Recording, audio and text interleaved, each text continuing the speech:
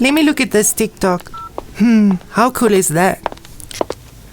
Hey, Van Roy, you were here before me. Hello, Miss Nina. Yes, don't worry. I've had a great time checking on this website for artists. What do artists say when they greet each other? Yellow? Wow, yes, that's right. You're very clever, miss. Of course, I'm clever. I'm a teacher. So yellow to you, Van Roy. Namibian art and design learners, teachers, and everybody who happens to tune in to our art and design series of radio lessons. Over the next 5 lessons, we are going to entertain, teach, and challenge you on the different topics from the Art and Design NSS CAS school syllabus. So let's begin. Your parents are paying me to get you ready for the exam, so no more wasting time. Van Roy, do you know how to define an art thief? No, I can draw you a picture. That's nice. I love reading in pictures. But since we cannot draw a picture on the radio, we will be talking to draw pictures for the learners on the idea of planning and recording in the subject Art and Design. Shoo! Is it possible? We're going to try. At the end of this first lesson, you should be able to plan and record from either the physical world or the imagination. I hope you're ready to learn more about what we mean with planning and recording, as it forms part of your portfolio, which will be assessed at the end of the year. The portfolio counts for 50% of your total mark in the examinations. It is very, very important to hand in a well-planned portfolio. Now you're scaring me, miss.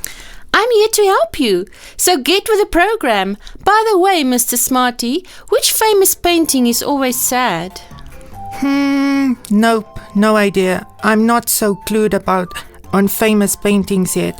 Which famous painting is always sad? The Moaning Lisa. You're joking with me. Art is all about fun, but why are most artists struggling with finances? I don't know whether we're learning or playing. No, I don't know, miss. Why are most artists struggling with finances? Could it be because they have no money? Certainly, they never have money. And who can afford money? You meant the artist's money, right? Yes, of course. Van Roy, I never want you to be stressed about art. Art is good for the heart, just as jokes are great for the soul. Art is something that gives us joy. It feeds the soul.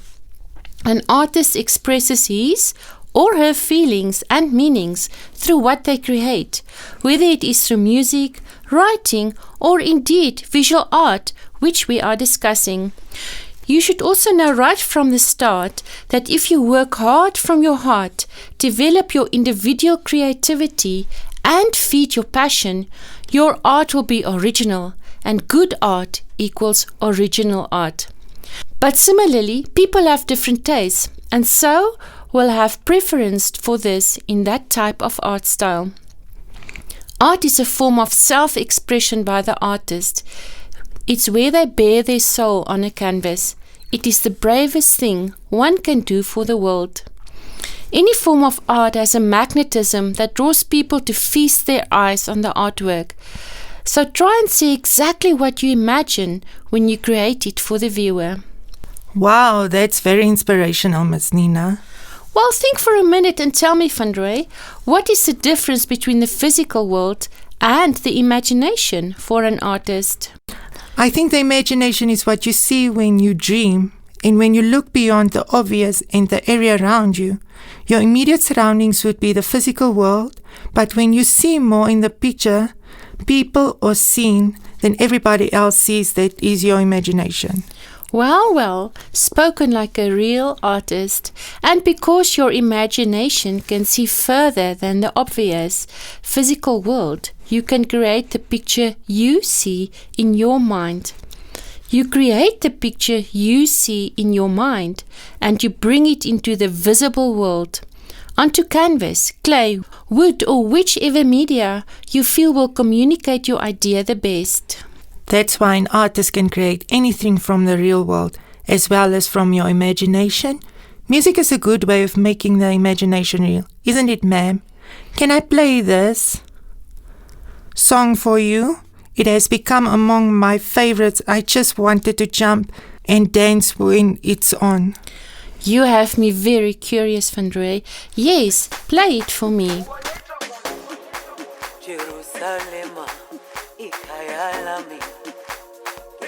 Ooh, thank you for sharing the song with me, Van Roy. You're right, it makes one want to dance. The artist who wrote this music, Master KG, heard this music in his imagination and brought it into being in the real world. And because of him, everybody in the world can enjoy it, like us. We liked it so much that Colonel T even translated it into Ashivambo. Yeah. So music or song is one way of choosing your topic for your portfolio.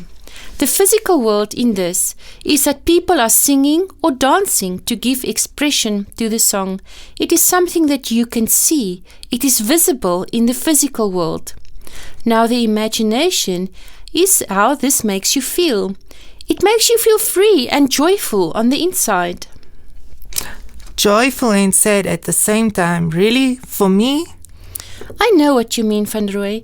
This song was used quite often during the COVID-19 pandemic to uplift people and make them feel better. But hearing the song can also remind you of the pandemic, which brings a sad element to it. You can see that music or song can create an invisible picture in your mind that brings across a message of breaking the bonds of the disease and living freely. But the joy you are creating by putting your feeling into something others can also see could also remind sadness you are trying to hide. Yes, I also see what is meant by physical versus imagination, miss. I think I get this. Good. So let's move on. Now that you know the difference between the physical and imaginative world, you must choose a topic portraying either the physical or the imaginative.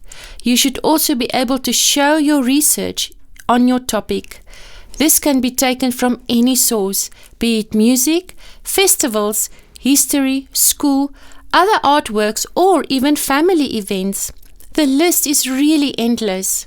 Be creative, think wide, adjust, recreate, imagine, stretch, but record all your research by writing down your thought process towards your artwork so that the examiners are able to see where all your creative ideas come from. Yes, ma'am. So there's no restriction. I can get my ideas from anywhere? Yes, absolutely anywhere. The main thing is, though, that whatever you choose, it must be something that you are passionate about. Then you take that passion inside you and make it into something visible.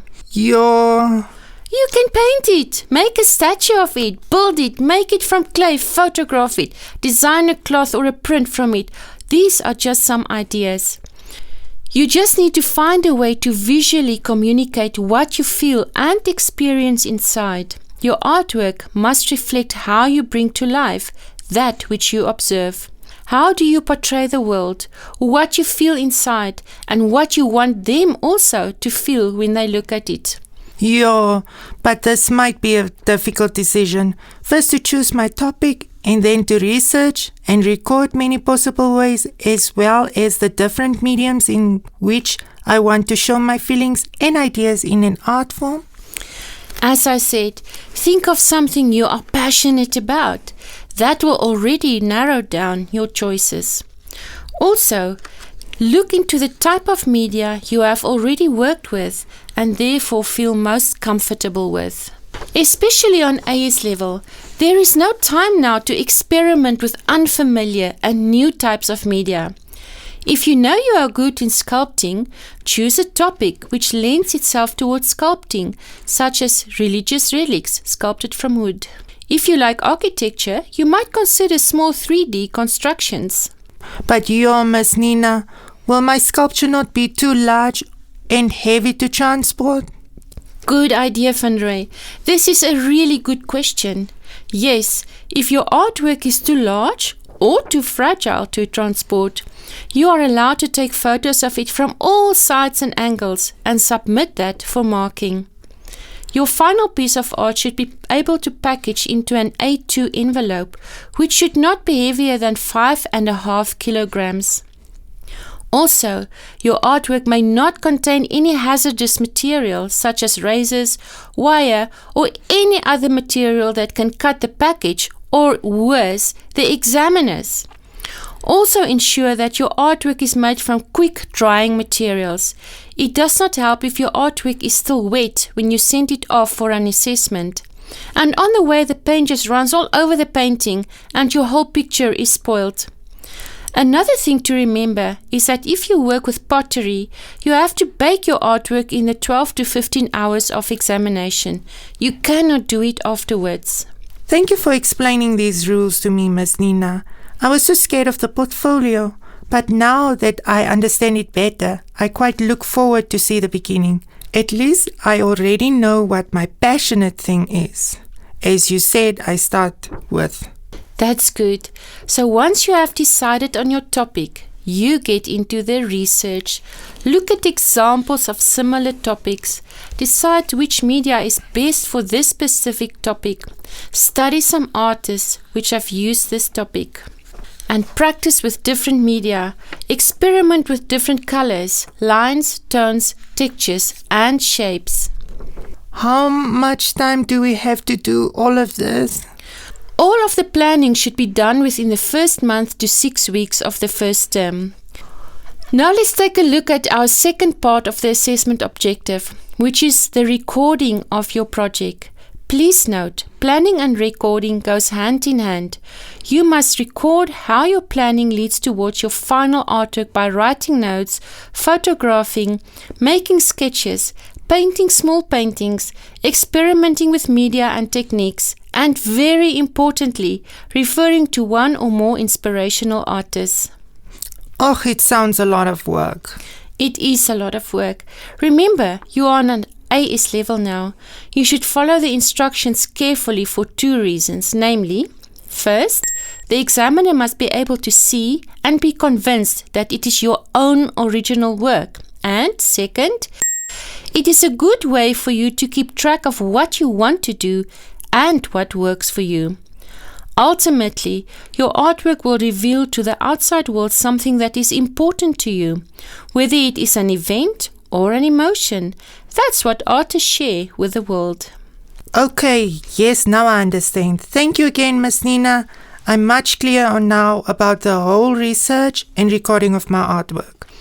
And that was our first lesson of the 5 we will have.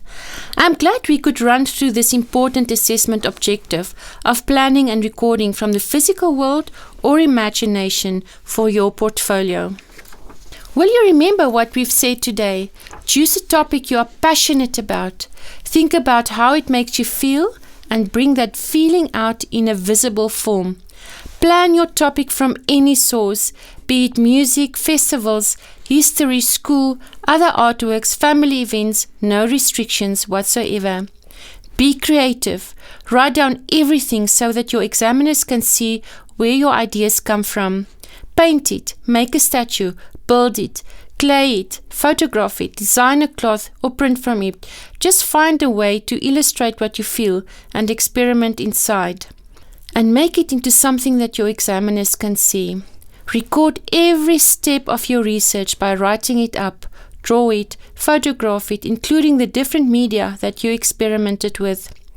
If your artwork is wet, such as a painting or sculpting, remind your teacher to wait till it's dry by the time it is sent to DNA for marking. She will pack it into an A2 envelope if possible. Should your artwork be fragile or heavier than 5.5 kilograms, rather photograph it from all angles and submit the photographs to DNA. Got it, ma'am. Thank you, Van Rooy, for asking so many questions. It has helped to guide our discussion. I've one more question, Miss Nina. Yes, Van Rooy. Miss, what did the artist feel like when he visited the Louvre Museum? I have no idea, Van Rooy. It was love at first sight. Get out of my class, you. And don't forget to plan and record. This lesson is produced by NAMCOL with funding from the Ministry of Education, Arts and Culture.